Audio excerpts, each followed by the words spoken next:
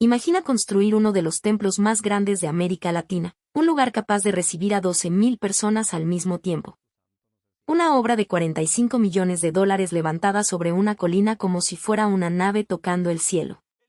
Ahora imagina que, detrás de toda esa grandeza, comienza a surgir una sombra que nadie esperaba. Eso es exactamente lo que descubriremos hoy, cuando finalmente salga a la luz la verdad sobre el hombre que construyó Casa de Dios y enfrentó las acusaciones más graves de su vida. Estamos hablando de uno de los predicadores más poderosos y conocidos de Guatemala, un hombre que llena estadios, que tiene millones de seguidores y que cada domingo habla ante multitudes. Pero una investigación difundida por uno de los canales de televisión más importantes encendió una pregunta que sacudió a todo el país. ¿De dónde salió realmente todo el dinero para aquella gigantesca obra? Aparecieron testigos con relatos inquietantes. Un antiguo piloto, que según él mismo trabajaba infiltrado por órdenes de las autoridades antidrogas, afirmó haber visto algo que nadie imaginaba. Y el nombre de una de las narcotraficantes más buscadas de la región, una mujer condenada a prisión en Estados Unidos y conocida como la Reina del Sur, comenzó a aparecer vinculado al predicador. Las acusaciones fueron tan fuertes que la propia justicia de Guatemala abrió una investigación oficial. El pastor negó todo con firmeza y aseguró que cada piedra de aquel templo fue pagada con las ofrendas de los fieles a lo largo de más de 20 años.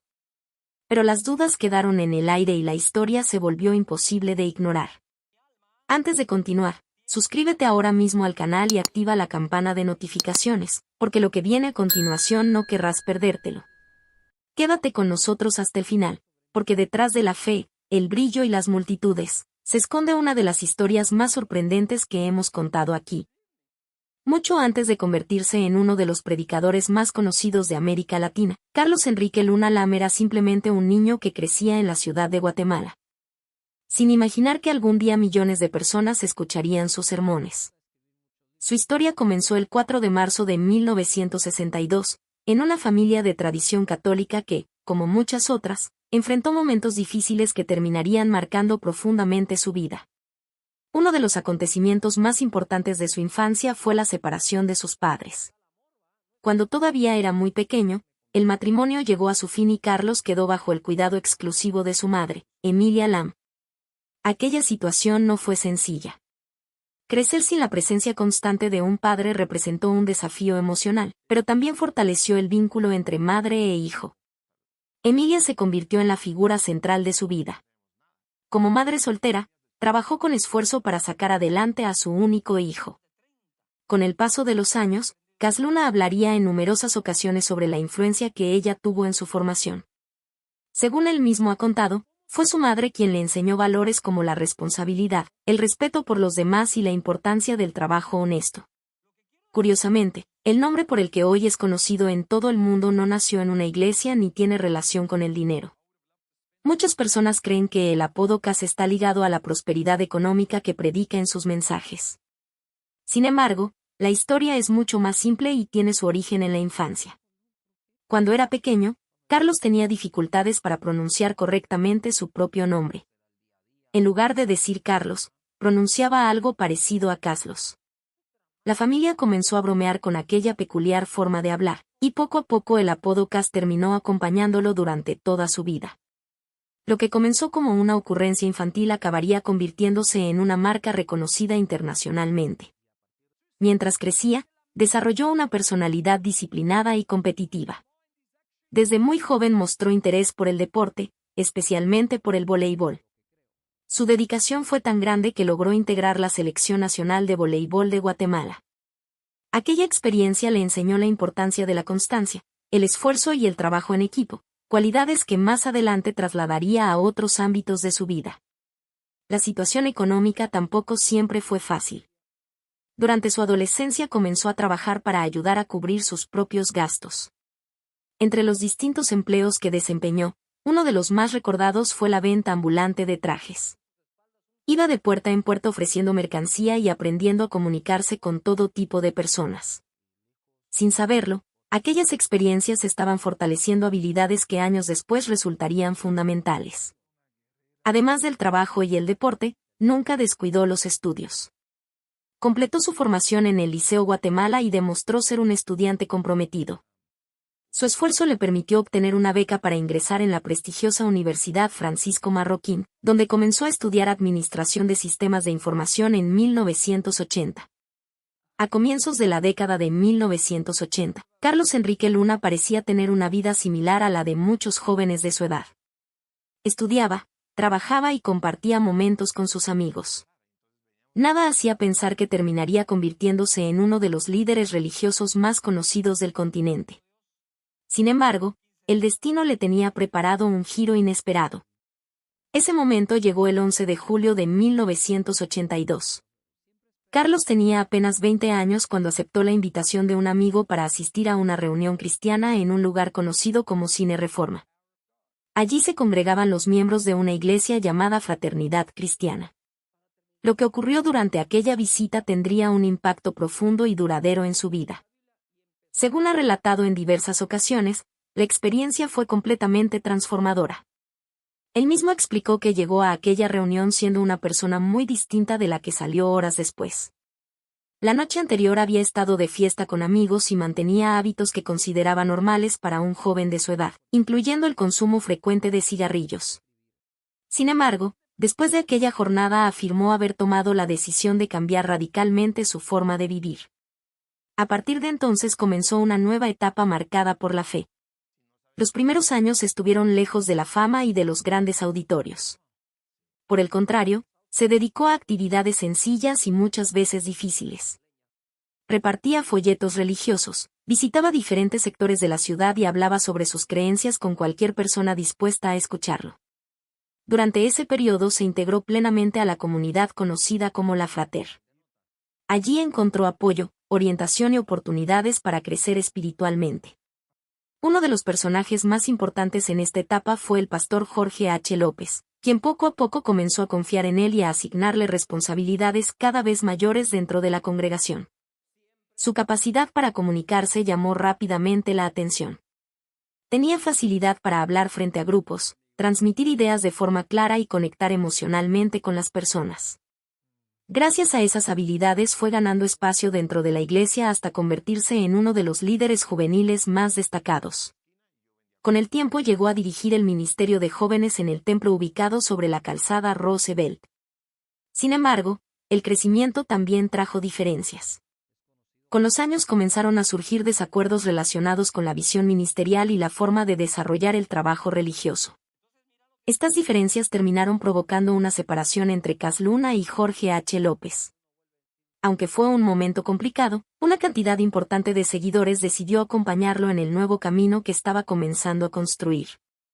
Mientras enfrentaba esos desafíos, también avanzaba en su vida personal.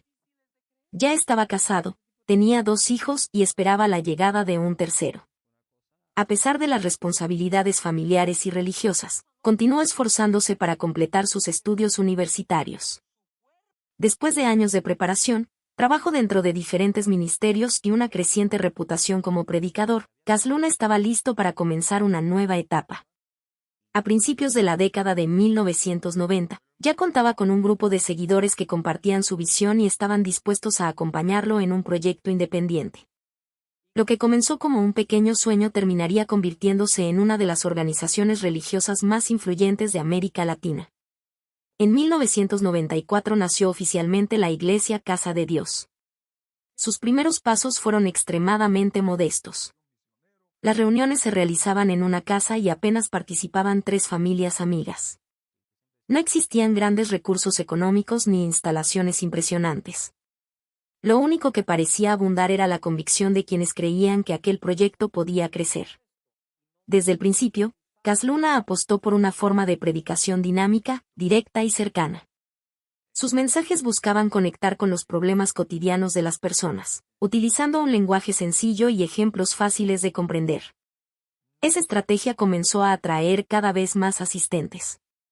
Con el paso de los años, el crecimiento fue evidente. La pequeña congregación dejó atrás sus primeros espacios y se trasladó a lugares más amplios para poder recibir a la creciente cantidad de fieles. Lo que inicialmente parecía un grupo reducido empezó a transformarse en un movimiento religioso de gran impacto dentro de Guatemala.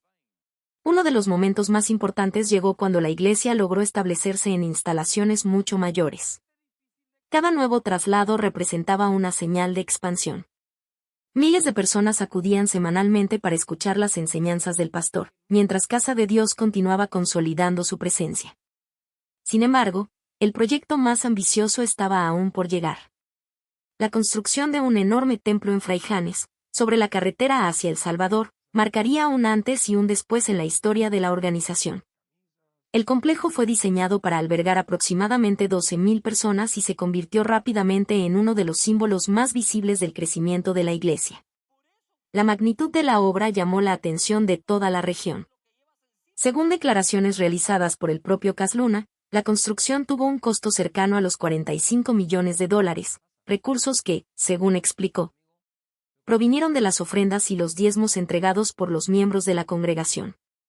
Mientras el templo avanzaba, la influencia del pastor también cruzaba fronteras. Surgieron entonces las famosas cruzadas llamadas Noches de Gloria, eventos multitudinarios organizados en diferentes países latinoamericanos. Estadios, auditorios y plazas públicas comenzaron a llenarse con miles de personas interesadas en escuchar sus mensajes. La televisión también jugó un papel fundamental en su expansión. Gracias a las transmisiones de cadenas cristianas internacionales, su imagen llegó a millones de hogares. Programas como El Discipulado, presentado junto a su esposa Sonia, ayudaron a fortalecer aún más su popularidad. Además de predicador, Casluna se convirtió en autor de diversos libros enfocados en temas espirituales. Sus publicaciones alcanzaron gran difusión entre los creyentes y reforzaron su posición como conferencista internacional. A finales de los años 90 y comienzos del nuevo siglo, Casa de Dios ya era mucho más que una iglesia local. Se había transformado en una institución reconocida en numerosos países. Sin embargo, mientras crecía la admiración de sus seguidores, también comenzaban a surgir preguntas sobre el alcance de su influencia, un aspecto que se entrelazaba directamente con su vida familiar y personal. Mientras la fama de Casluna aumentaba y Casa de Dios se convertía en una de las iglesias más conocidas de la región, existía otro aspecto de su vida que también ocupaba un lugar importante en su imagen pública. Su familia. Mucho antes de alcanzar reconocimiento internacional, Carlos Enrique Luna decidió formar un hogar. A los 23 años se casó con Sonia, quien con el tiempo se convertiría no solamente en su esposa, sino también en una de sus colaboradoras más cercanas dentro del ministerio. Desde los primeros años de matrimonio, ambos compartieron responsabilidades relacionadas con la vida religiosa. Sonia comenzó a involucrarse activamente en las actividades de la iglesia y poco a poco fue adquiriendo protagonismo propio dentro de la organización. Con el paso del tiempo se consolidó como pastora y figura pública reconocida por miles de fieles. La pareja tuvo 3 hijos: Carlos Enrique, conocido cariñosamente como Casito, Juan Diego y Ana Gabriela, a quien la familia suele llamar Anita. A medida que los años avanzaron, los 3 crecieron rodeados por el ambiente de la iglesia y por la notoriedad que acompañaba a sus padres. Con el tiempo, los hijos formaron sus propias familias y el matrimonio Luna pasó a disfrutar una nueva etapa como abuelos. La llegada de los nietos fortaleció la imagen familiar que el pastor proyectaba públicamente. Actualmente, la familia cuenta con varios nietos que ocupan un lugar especial dentro de su círculo más cercano. Para muchos seguidores, esta imagen de estabilidad familiar se convirtió en un elemento importante de su liderazgo. En numerosas entrevistas y presentaciones públicas, Casluna ha destacado la importancia de la familia como uno de los pilares fundamentales de la vida. A pesar de sus múltiples compromisos ministeriales, suele describir una rutina relativamente sencilla cuando se encuentra fuera de los escenarios. Entre sus aficiones personales menciona los deportes, la televisión y el tiempo compartido con sus seres queridos. También ha manifestado en diferentes ocasiones su aprecio por los animales de compañía. Sin embargo, ninguna figura ha tenido tanta importancia en su relato personal como su madre, Emilia Lam. Incluso décadas después de alcanzar fama internacional, continúa mencionándola como la persona que moldeó gran parte de su carácter. Según sus propias palabras, los valores de disciplina, respeto y trabajo duro que aprendió durante la infancia siguen influyendo en sus decisiones. La historia familiar ha sido utilizada frecuentemente como parte de la narrativa pública que rodea a Casluna. Para sus seguidores, representa el ejemplo de un hombre que logró construir una familia sólida mientras desarrollaba una carrera religiosa de gran alcance. A medida que Casa de Dios continuaba creciendo y atrayendo a miles de personas, también aumentaba la atención sobre las enseñanzas que Cas Luna promovía desde el púlpito. Entre todos los temas que abordaba, uno se convirtió en el más discutido y polémico, la llamada teología de la prosperidad. Según esta corriente de pensamiento, la fe no solo influye en la vida espiritual de una persona, sino que también puede reflejarse en áreas como la salud, las relaciones y la situación económica. Para quienes apoyan esta visión, Dios desea que sus seguidores vivan con bienestar y desarrollen todo su potencial. Cas Luna se transformó en uno de los principales representantes de esta doctrina en América Latina. En sus predicaciones y libros explicó repetidamente que la prosperidad no debía verse como algo negativo. Desde su perspectiva, alcanzar estabilidad económica mediante el trabajo, la disciplina y la confianza en Dios no era incompatible con la vida cristiana. A lo largo de los años, utilizó ejemplos sencillos para transmitir este mensaje. En varias ocasiones comparó la fe con un músculo que necesita ejercitarse constantemente para fortalecerse. Según sus enseñanzas, una persona que confía plenamente en Dios puede enfrentar desafíos con mayor seguridad y abrirse a nuevas oportunidades. Sin embargo, no todos compartían esa interpretación. A medida que la Iglesia crecía, comenzaron a surgir voces críticas que cuestionaban el impacto de este mensaje sobre los fieles. Algunos investigadores y observadores señalaron que ciertas personas llegaban a realizar sacrificios económicos importantes para contribuir con ofrendas y diezmos, convencidas de que recibirían bendiciones futuras. El sistema de donaciones dentro de Casa de Dios también llamó la atención por su nivel de organización. Las contribuciones podían realizarse mediante diferentes métodos, incluyendo efectivo, cheques y tarjetas bancarias. La institución mantenía registros formales de las aportaciones, algo que sus defensores presentaban como una muestra de transparencia administrativa. Paralelamente, la imagen pública de Cas Luna comenzó a asociarse con un estilo de vida que muchos consideraban lujoso. Fotografías, videos y reportajes mostraban relojes costosos, sistemas de seguridad privada, acceso a clubes exclusivos y viajes frecuentes. Para algunos observadores, estos elementos parecían contradictorios con la figura tradicional de un líder religioso. Las críticas aumentaron cuando se habló del uso de aeronaves privadas y otros símbolos de alto poder adquisitivo. Los detractores sostenían que estas imágenes reforzaban la percepción de una iglesia excesivamente vinculada al dinero. Por otro lado, los seguidores del pastor defendían una postura completamente diferente. Argumentaban que los recursos pertenecían a la institución y que gran parte de las acusaciones se basaban en interpretaciones o rumores. También señalaban que el éxito económico no debía ser considerado automáticamente una prueba de comportamiento indebido. Con el paso del tiempo, la discusión sobre la prosperidad se volvió inseparable de la figura de Cas Luna. Para unos, representaba un ejemplo de cómo la fe podía transformar vidas. Para otros, simbolizaba una preocupante mezcla entre religión y riqueza. Durante muchos años, las críticas dirigidas a Cas Luna estuvieron relacionadas principalmente con sus enseñanzas sobre la prosperidad y el crecimiento económico de Casa de Dios. Sin embargo, en 2018 surgió una controversia mucho más grave que provocó titulares internacionales y generó una fuerte sacudida en la opinión pública. Todo comenzó cuando una investigación periodística difundida por medios internacionales abordó supuestas conexiones entre figuras religiosas y personas vinculadas al crimen organizado. Entre los nombres mencionados apareció el de Cas Luna, algo que rápidamente provocó un enorme impacto dentro y fuera de Guatemala. La investigación hacía referencia a Marjorie Chacón Rosell, una guatemalteca conocida públicamente como la Reina del Sur 58. Chacón había sido condenada en Estados Unidos por delitos relacionados con narcotráfico y lavado de dinero, convirtiéndose en una de las figuras criminales más conocidas de la región. Uno de los testimonios más citados en la investigación fue el de Jorge Mauricio Herrera, un piloto colombiano que trabajó para la organización de Chacón. Según su versión, durante determinados años se habrían producido encuentros en los que se entregaron importantes cantidades de dinero relacionadas con la construcción del gran templo de Casa de Dios. De acuerdo con esas declaraciones, parte de los recursos habría sido transportada en efectivo y entregada en un lugar asociado a propiedades cercanas a la narcotraficante. Las acusaciones sugerían que existía conocimiento sobre el origen de esos fondos. Las afirmaciones generaron una enorme repercusión mediática. Prácticamente de inmediato comenzaron debates en programas de televisión, medios digitales y redes sociales.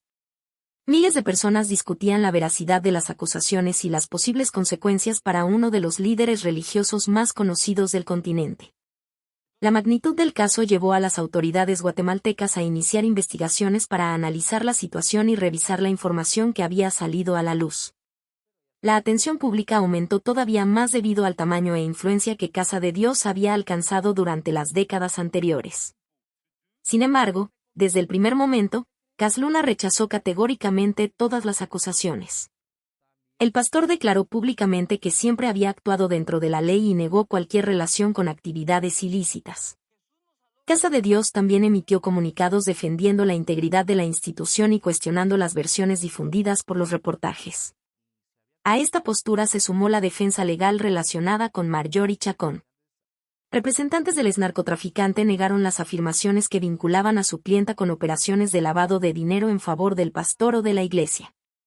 Mientras las investigaciones avanzaban y las opiniones se dividían, la figura de Cas Luna entró en uno de los momentos más delicados de toda su trayectoria pública. Para sus seguidores, se trataba de acusaciones sin fundamento destinadas a dañar su reputación.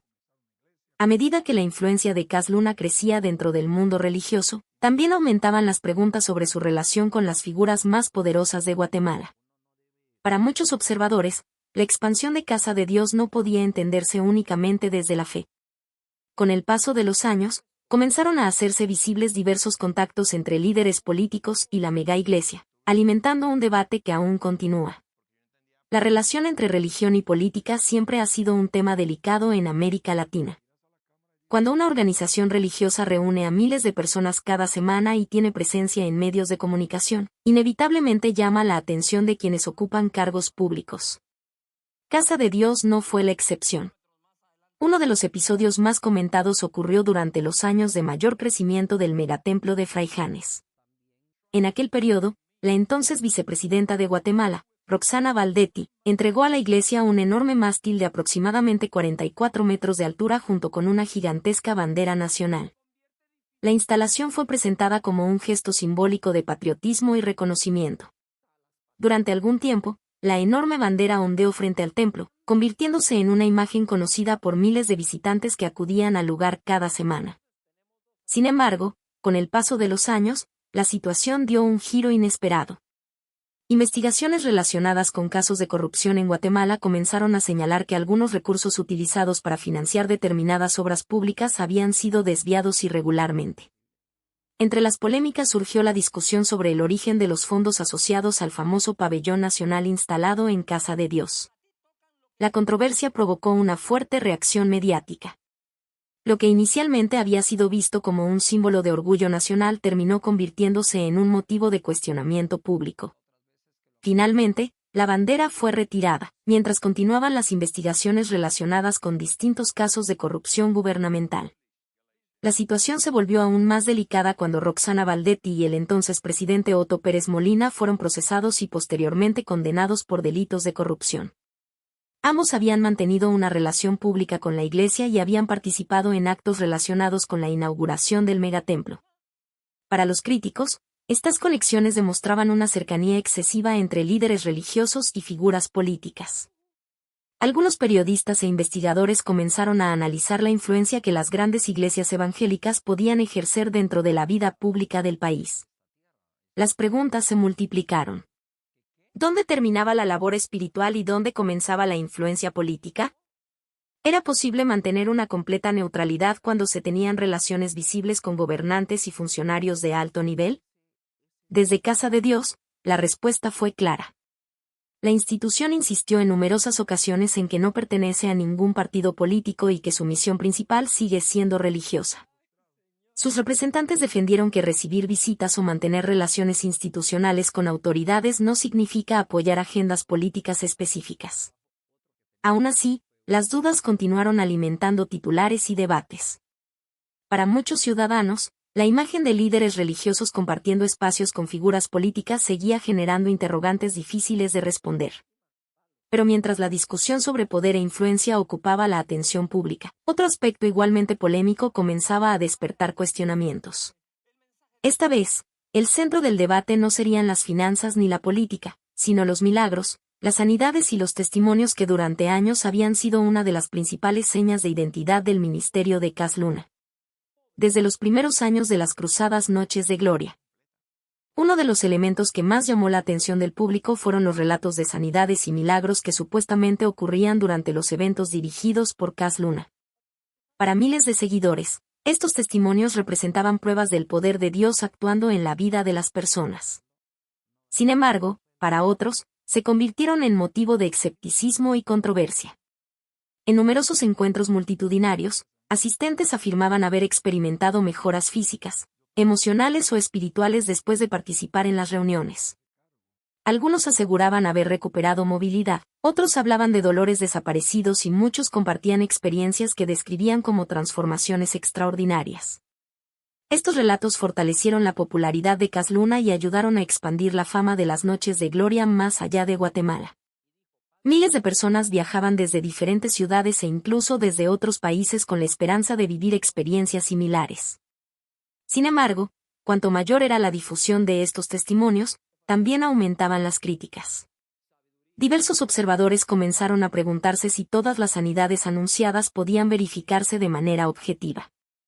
Algunos periodistas y analistas señalaron que muchas de las afirmaciones se basaban únicamente en declaraciones personales realizadas durante los eventos.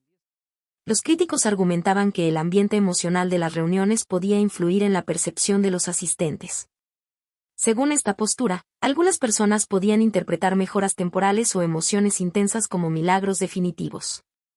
Además de las dudas sobre las sanidades, también surgieron cuestionamientos relacionados con la formación académica y teológica del pastor. Algunas publicaciones examinaron los estudios religiosos que aparecían en su trayectoria y debatieron sobre el reconocimiento de determinadas instituciones donde obtuvo títulos honoríficos o grados teológicos.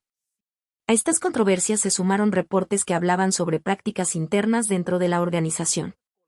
Entre las acusaciones más comentadas aparecieron versiones que sugerían diferencias en la ubicación de los asistentes según determinados criterios relacionados con las contribuciones económicas. La Iglesia negó repetidamente estas afirmaciones y sostuvo que no existía discriminación de ningún tipo. Con el paso de los años, investigadores universitarios, periodistas y escritores dedicaron estudios completos a analizar el fenómeno Cas Luna. Algunos trabajos se enfocaron en su discurso. A lo largo de su trayectoria, Cas Luna ha enfrentado numerosas críticas relacionadas con sus enseñanzas, su patrimonio, sus vínculos con figuras políticas y las acusaciones surgidas en investigaciones periodísticas. Sin embargo, pocas situaciones pusieron a prueba su imagen pública de manera tan intensa como los señalamientos relacionados con presuntas irregularidades financieras. Frente a cada una de estas controversias, el pastor adoptó una estrategia basada en la defensa pública de su reputación y de la institución que dirige. Desde su perspectiva, gran parte de las acusaciones difundidas durante los últimos años carecen de fundamento y responden a interpretaciones erróneas o a ataques dirigidos contra su ministerio. Uno de los principales argumentos utilizados por Cas Luna y por Casa de Dios ha sido la insistencia en que las operaciones financieras de la organización se realizan dentro del marco legal correspondiente. Según la Iglesia, la construcción de sus instalaciones, incluyendo el megatemplo de Fraijanes, fue financiada mediante las contribuciones voluntarias realizadas por los miembros de la congregación durante años. Los representantes de Casa de Dios también han defendido que la institución mantiene controles administrativos y procedimientos contables destinados a garantizar el cumplimiento de las normas vigentes. Para sus seguidores, estos argumentos demuestran que las acusaciones no han logrado probar irregularidades de manera concluyente. A medida que las críticas se multiplicaban, la organización intensificó sus esfuerzos para comunicar su versión de los hechos. A través de comunicados oficiales, entrevistas y mensajes públicos, la Iglesia buscó responder a los cuestionamientos que circulaban tanto en medios tradicionales como en redes sociales. No todas las polémicas estuvieron relacionadas con el dinero. En diferentes momentos, algunas declaraciones realizadas por Cas Luna sobre asuntos nacionales generaron controversias y fuertes reacciones. En esos casos, el pastor afirmó que ciertas frases habían sido sacadas de contexto o editadas de forma que alteraban el sentido original de sus mensajes. Mientras tanto, las investigaciones impulsadas por las autoridades continuaban siendo observadas atentamente por la opinión pública. Los medios seguían cubriendo cualquier novedad relacionada con los casos que involucraban a figuras cercanas al pastor o a su entorno institucional. Paralelamente, numerosos miembros de Casa de Dios salieron en defensa de su líder. Voluntarios, colaboradores y asistentes habituales compartieron testimonios en los que describían experiencias positivas dentro de la congregación. Muchos afirmaban haber participado durante años en actividades de la iglesia sin observar conductas indebidas ni irregularidades en el manejo de los recursos. La organización también destacó diversas iniciativas sociales desarrolladas en beneficio de comunidades vulnerables. Programas de ayuda, campañas solidarias y acciones de apoyo comunitario fueron presentados como ejemplos del trabajo realizado más allá de los servicios religiosos. A pesar de la presión mediática y de los constantes cuestionamientos, Cas Luna continuó realizando conferencias y eventos internacionales. Su presencia en distintos países demostró que seguía conservando una importante base de seguidores que mantenían su confianza en él. Sin embargo, aunque logró superar momentos extremadamente difíciles, las controversias nunca desaparecieron por completo. La figura del pastor continuó generando opiniones profundamente divididas. Mientras unos veían a un líder injustamente atacado, otros consideraban que aún existían preguntas sin respuesta. Más de 2 décadas después de la fundación de Casa de Dios, la figura de Cas Luna sigue despertando emociones intensas y opiniones completamente opuestas. Pocos líderes religiosos en América Latina han logrado construir una influencia tan amplia y, al mismo tiempo, generar tantos debates alrededor de su trayectoria. Lo que comenzó como una pequeña congregación formada por apenas unas cuantas familias terminó convirtiéndose en una organización conocida dentro y fuera de Guatemala. Sus mensajes llegaron a millones de personas a través de la televisión, internet, conferencias internacionales y eventos masivos celebrados en diferentes países. La expansión de las Cruzadas Noches de Gloria consolidó aún más su presencia regional. Con el paso de los años, miles de personas asistieron a estos encuentros buscando inspiración, orientación espiritual o una experiencia de fe capaz de transformar sus vidas. Para sus seguidores, la historia de Cas Luna representa un ejemplo de perseverancia. Ven en él al joven que creció sin la presencia constante de un padre, trabajó desde temprana edad, se esforzó para completar sus estudios y terminó construyendo uno de los ministerios más grandes del continente. También destacan el impacto positivo que sus enseñanzas han tenido en numerosas personas. Muchos aseguran haber encontrado esperanza en momentos difíciles, haber fortalecido sus familias o haber recuperado la confianza para enfrentar desafíos personales gracias a sus mensajes. Sin embargo, existe otra visión completamente diferente. Para sus críticos, la trayectoria de Cas Luna simboliza algunos de los aspectos más controvertidos del crecimiento de ciertas megaiglesias modernas. Señalan especialmente los debates relacionados con la teología de la prosperidad, el manejo de los recursos económicos y la cercanía con figuras políticas. Las acusaciones surgidas a lo largo de los años también dejaron una huella importante en la percepción pública de su imagen. Aunque el pastor ha negado reiteradamente cualquier conducta ilegal, los cuestionamientos continúan siendo parte inseparable de las conversaciones sobre su legado. Esta coexistencia entre admiración y sospecha ha convertido a Cas Luna en una figura difícil de definir con una sola palabra. Para unos es un líder espiritual exitoso, para otros, un personaje rodeado de interrogantes que todavía generan discusión.